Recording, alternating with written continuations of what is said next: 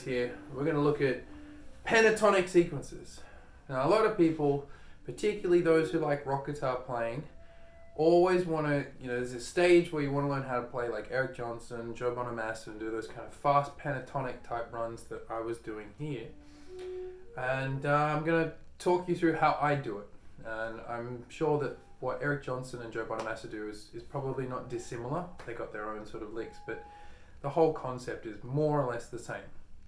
The first thing that you need to know is at least one of your pentatonic box sort of fingerings. Ideally, you'd know all 5 of them. We'll get to that. But let's say in the key of A minor, we've got just our standard one here.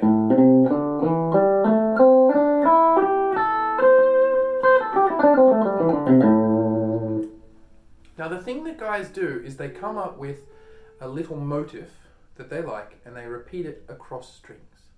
So a really common one that you hear guys like Gary Moore and Eric Clapton do is they would go, that's the motif they're going to use. So you're going from the lowest note of the scale box up to the highest note on a particular string, then to the string underneath. So we'd have 5, 8, 5. Then we go across.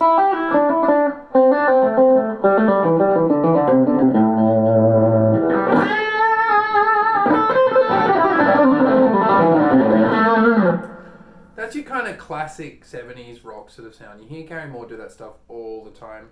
Clapton doesn't often play it that fast, but he'll do more things where you get like that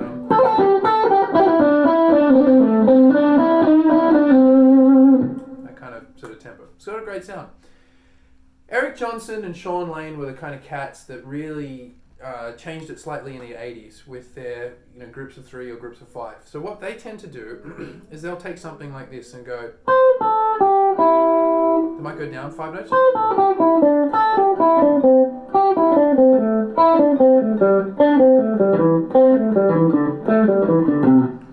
So I'm treating the scale, imagine it's like a staircase. You walk down 5 steps and then you go to the second note that you played, and then you walk down 5 steps from that, and then you go to the third note, down 5 steps. So you could do that with 2, you could go, or 3.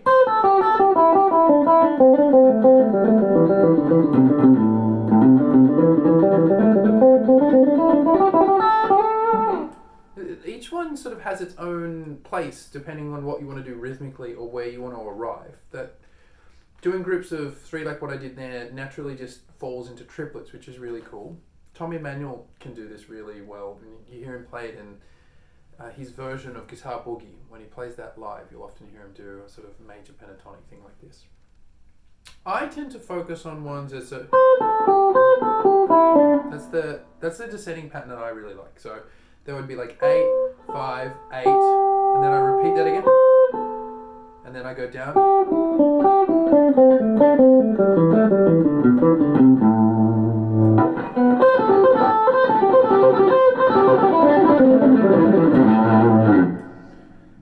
The descending, the ascending I should say, is going to go 5, 8, 5, 8.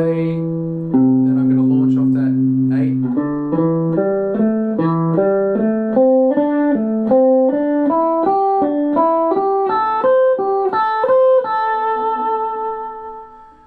When you see Joe Bonamassa or Eric Johnson playing it across the fretboard, they're just taking that formula, I guess, and applying it to the different boxes of that scale. So if we look at all of the different boxes, and this comes out of the cage system for those who are familiar with it, I've done a video on it.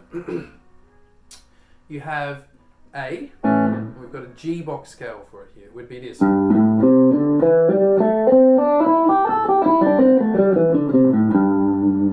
So everything I showed you before I can do here.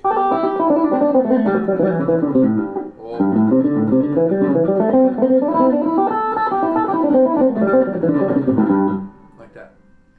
Got our E box, the one that we were just looking at. And up here you have your D box.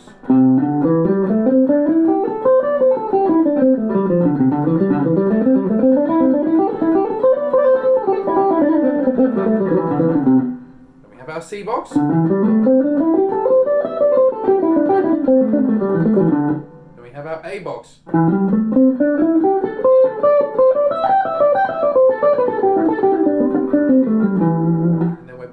into our G box again.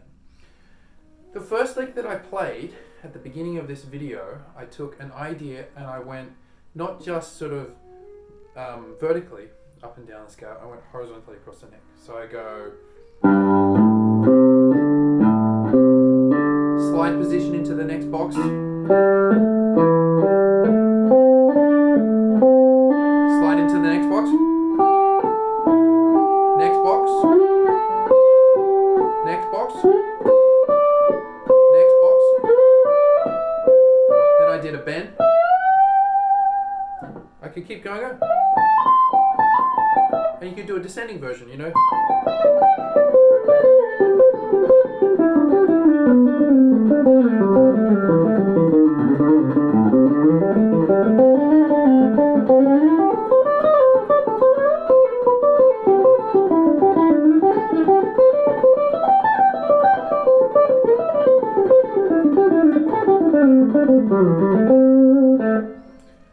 So you kind of want to work out a couple of pathways that you can sort of navigate through these things. Guys like Guthrie Govan will take that and then they'll add chromatic things as well. So like a slow Guthrie style lick would be something that would be like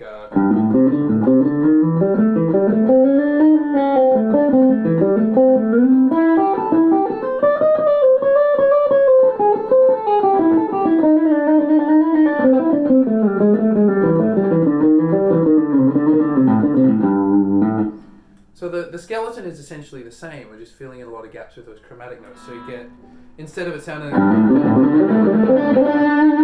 it's more.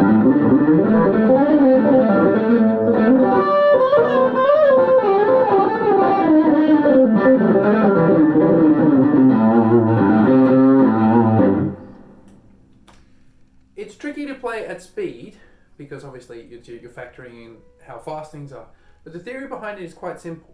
You know, you just need to work on your scales with the metronome. You know, practice it just tapping the left hand, like a. So they know where to go. Work on just the right hand. And then put it together slowly.